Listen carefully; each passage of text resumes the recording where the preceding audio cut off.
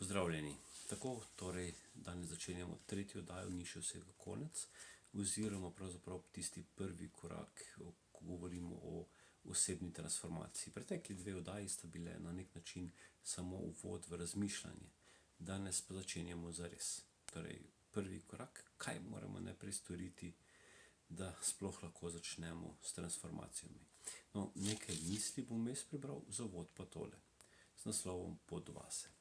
Ljudje si iščemo oddiha na podeželju, na morju, v gorah.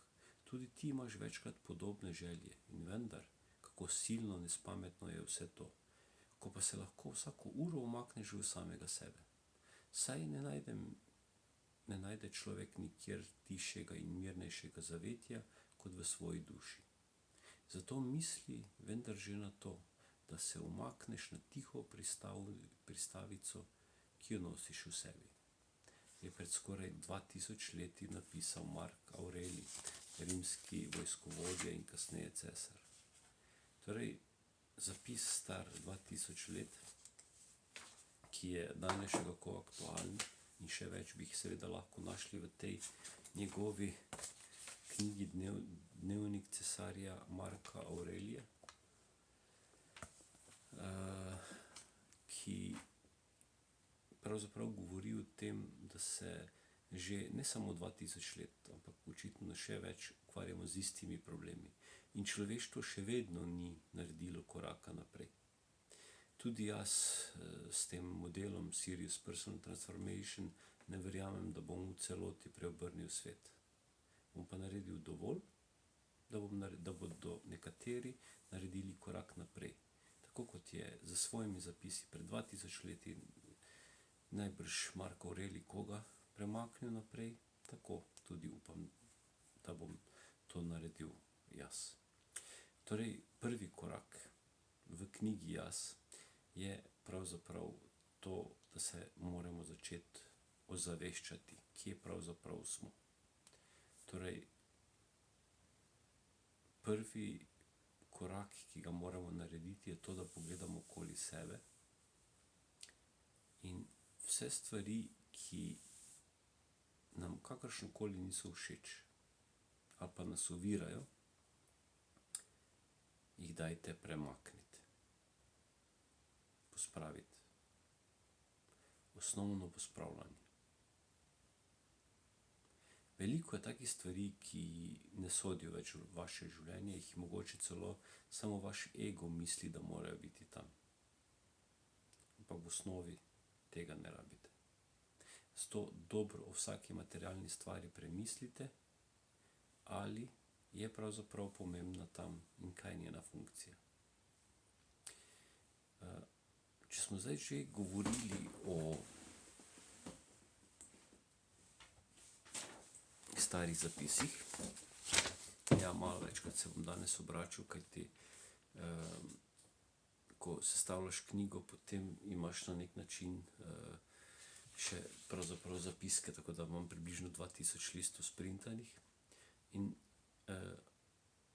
to, kar je pravzaprav osnovna poanta od celotnega predavanja zapisov, je to, da pravzaprav je materialni svet odsev naših misli.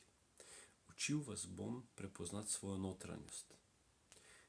Se pravi, kako se ta notranji občutki poznajo na zunanjem svetu in kaj narediti, da pravzaprav sebe osvobodite. In poslušajmo en zapis. Ljudje, ki nam križajo pot, nam vedno prinašajo sporočila. Naključnih srečanj ni. Od našega odziva na ta srečanje pa odvisno, ali sporočila razumemo.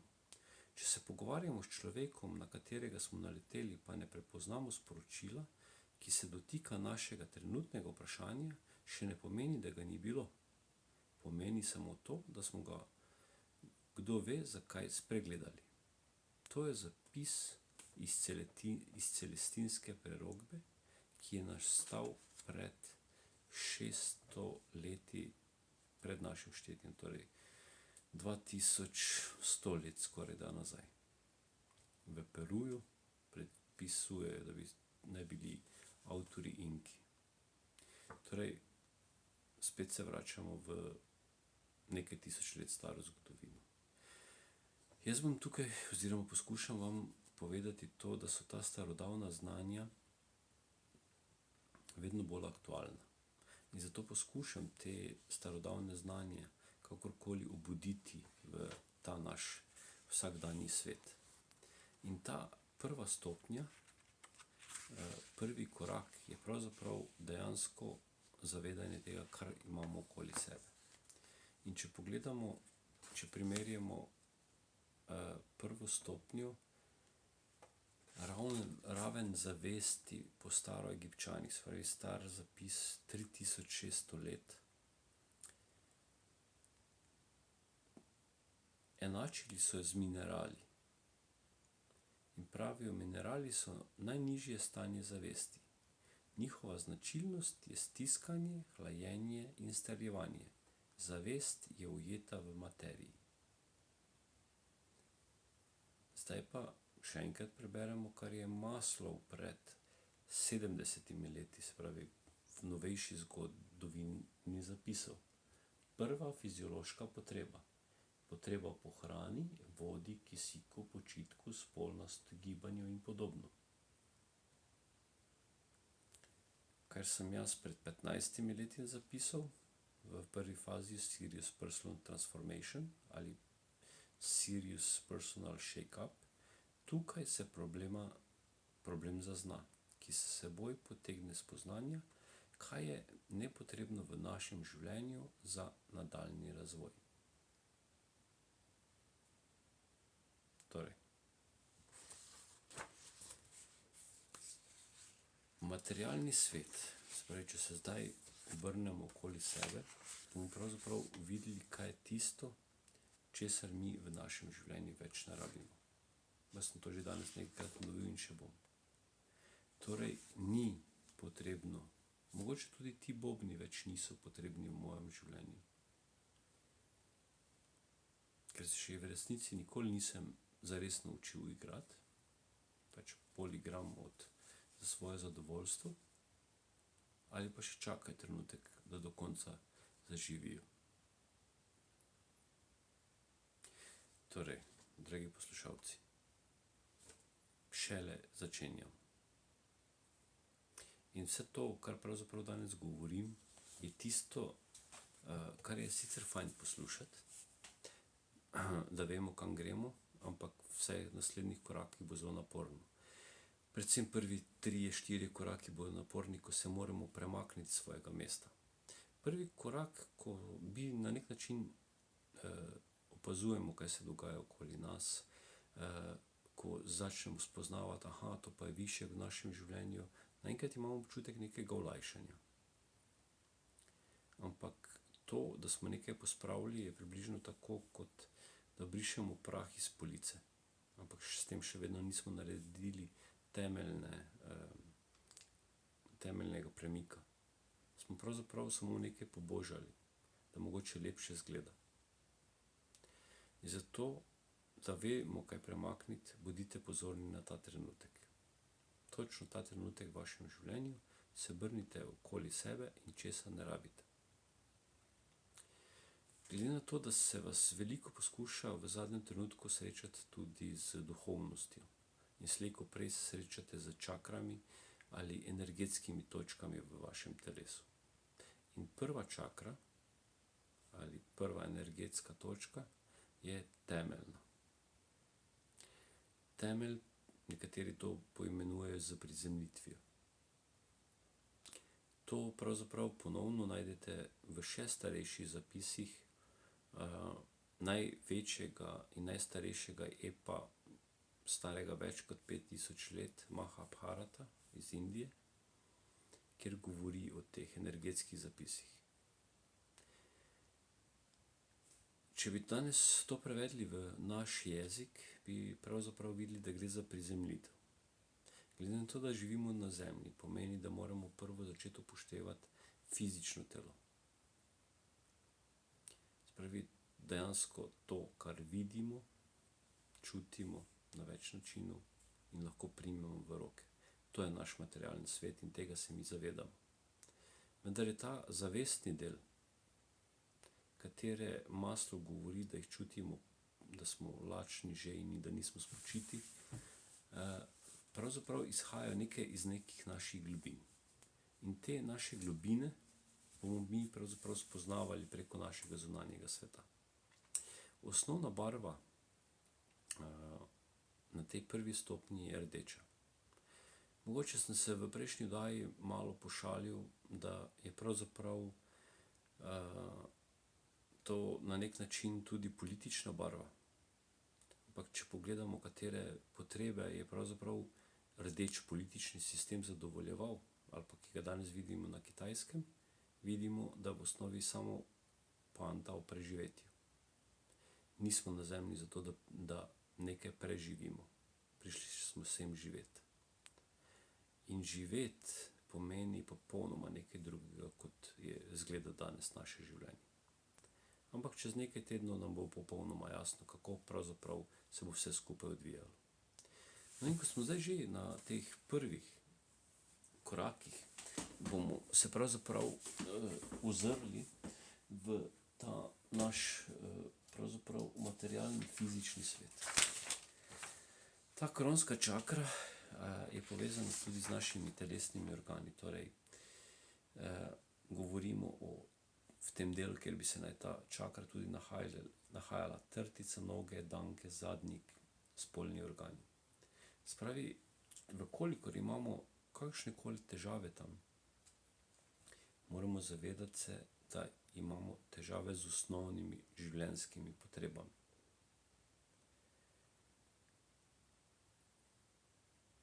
Osnovne življenjske potrebe niso samo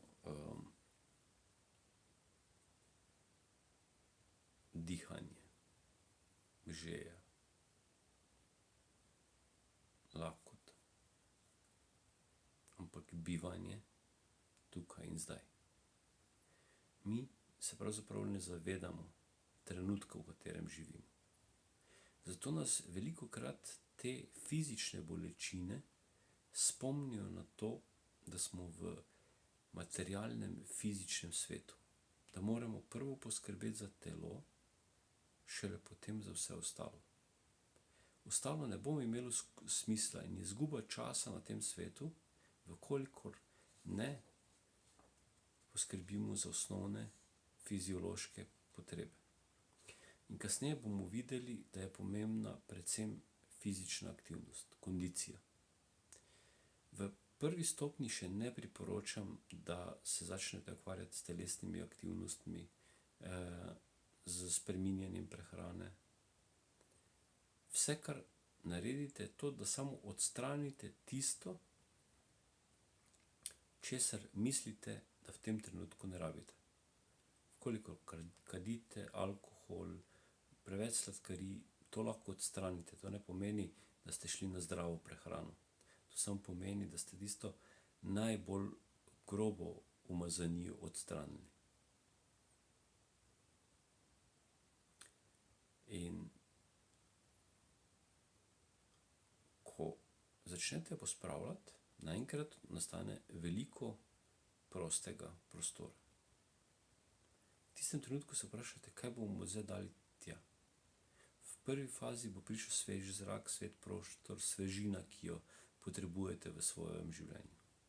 Šele v naslednjih korakih se bo pokazalo, kaj je pravzaprav nova vsebina vašega življenja. Mogoče več tega prostora sploh ne boste opazili, ali pa bo popolnoma drugačen. V teh starih zapisih iz Mahabharate sem pravzaprav kot prvo čakro zasledil, da piše: smrt in življenje je eno. Ali pa kot je grški filozof Sokrates, mislim, da Sokrates, dejal: vem, da nič ne vem.